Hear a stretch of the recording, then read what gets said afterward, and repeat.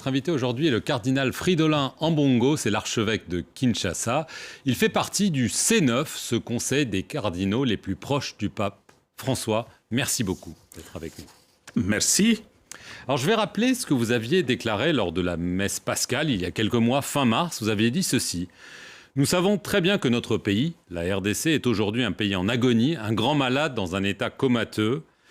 La réalité est que le Congo n'a pas d'armée. 6 mois plus tard, est-ce que vous maintenez ce diagnostic?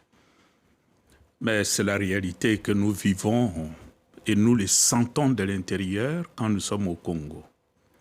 Notre pays est un pays qui souffre. Et tous les signaux sont au rouge, surtout pour la vie sociale. Le peuple congolais est dans une situation où il ne sait plus vers quel sens se tourner. L'économie tourne difficilement et quand je vois mon peuple à Kinshasa et à l'intérieur du pays où je vais en visite souvent, je me demande mais qu'est-ce que ce peuple a fait pour mériter une telle souffrance? Et ce qui avait été affirmé il y a 6 mois, mais je le maintiens avec la seule différence que les choses ne s'améliorent pas. C'est un pays en faillite, à beaucoup de points de vue. Sur beaucoup de points, oui. Sur beaucoup de plans. On se souvient que suite à ces propos, vous avez eu des démêlés avec la justice congolaise fin avril. Le procureur général près la Cour de cassation avait demandé à un procureur de Kinshasa d'ouvrir un dossier judiciaire à votre encontre pour des propos séditieux. C'est sans doute en référence à peut-être ces déclarations ou d'autres du même acabit. Le clergé de Kinshasa avait affirmé que c'était honteux. Vous aviez ensuite rencontré le 16 mai le président de la République, Félix Tshisekedi. Aujourd'hui, est-ce que ces poursuites judiciaires sont toujours en cours ou est-ce que le malentendu est derrière vous? Mais je ne saurais pas répondre au nom de la justice, mais de mon point de vue, j'ai lu ce document qui a circulé sur le réseau, comme tout le monde. Mais je n'avais jamais reçu une convocation depuis la sortie de ces documents pour me demander d'aller me justifier devant qui que ce soit. Je sais seulement que quelque temps après que ces documents aient été publiés sur le réseau, j'avais demandé et obtenu de rencontrer le chef de l'État parce que ça faisait beaucoup de bruit autour de cette publication. Et il m'a reçu, nous avons parlé avec lui pendant presque 2 heures. Et là, je le remercie pour ça. Et cette rencontre avait permis de clarifier beaucoup de choses. Comme je l'ai dit, à la sortie de cette rencontre, il y avait beaucoup de choses qui relevaient de malentendus. Moi, je crois que s'il y avait meilleure communication, peut-être il y a beaucoup de choses qui auraient été clarifiées. Ça, c'est de mon point de vue. Depuis lors, on n'a plus jamais entendu de ce dossier du procureur. Mais est-ce que du côté de la justice, ils ont éteint le dossier? Il n'appartient pas à moi de le dire. C'était une accusation politique en raison de votre franc-parler? Ah, je ne sais pas. Mais vous le pensez?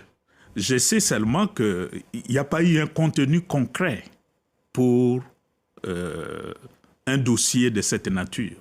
Ouais.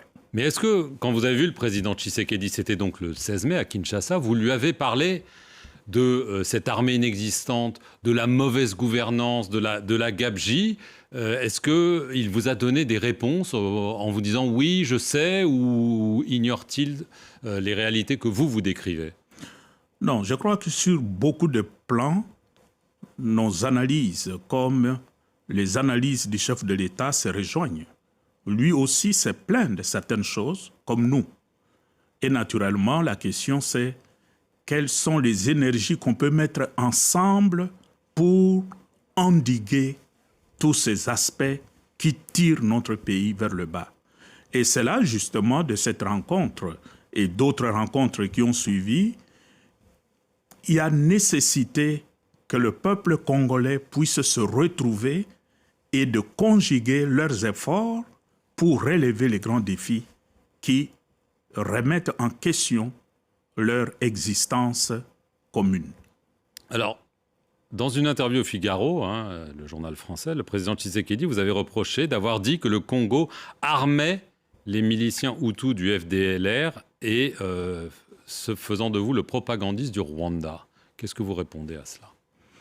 Je n'ai pas de réponse à donner à ça. J'ai suivi aussi cette déclaration. Mais je crois que depuis notre dernier entretien avec le chef de l'État, cette question ne se pose plus. Alors, on a parlé du Rwanda. On voit que les tensions continuent de monter entre le président Tshisekedi, le président Kagame, les armées respectives. Est-ce que vous craignez une guerre ouverte entre la RDC et le Rwanda? Est-ce qu'on y va tout droit? Nous craignons pour la paix dans la sous-région. Parce que, comme vous le savez, je suis ici à Paris, c'est pour un congrès sur comment imaginer la paix pour le monde et particulièrement pour la sous-région. Nous, en tant qu'Église au Congo, nous travaillons non pas pour envoyer les gens faire la guerre, mais nous travaillons pour l'émergence d'un climat de paix et de convivialité pour tout le peuple qui habite la sous-région des Grands Lacs. En commençant d'abord par le peuple congolais qui souffre. Pour le moment, c'est le peuple qui souffre plus que les autres. Alors, quand devant cet effort que nous faisons, nous parlons avec nos confrères qui sont au Rwanda, au Burundi, notre souci, c'est de rapprocher le peuple, de rapprocher le point de vue. Mais si en face de nous, les dirigeants politiques, ceux qui ont la rêne du pouvoir en main, ne parlent que de la guerre, faire la guerre, ça nous inquiète. C'est ce qu'ils font. Et effectivement, c'est ce qui se passe sur le terrain. Et la conséquence, c'est de milliers de déplacés.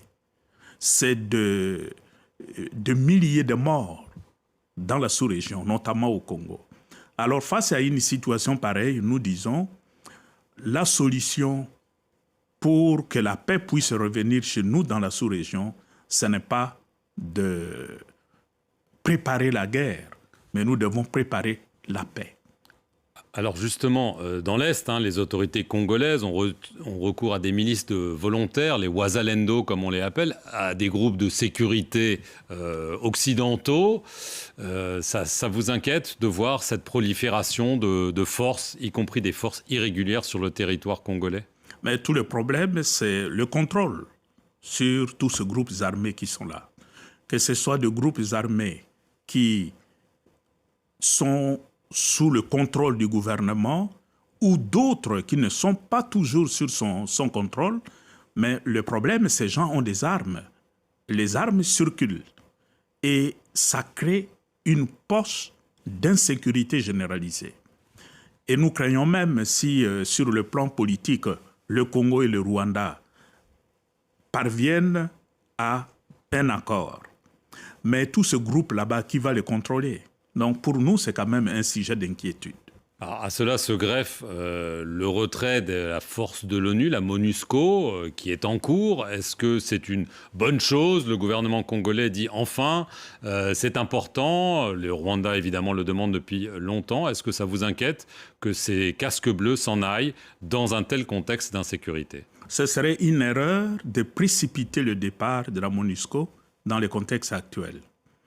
Nous savons que la MONUSCO s'est désengagée du Sud Kivu avec une rapidité qui nous a un peu surpris.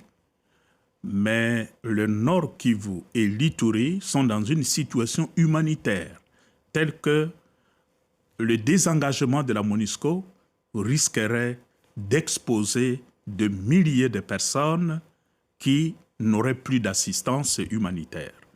Rien que pour ça, sans même parler du volet militaire, pour nous, la MONUSCO doit reconsidérer son calendrier de retrait.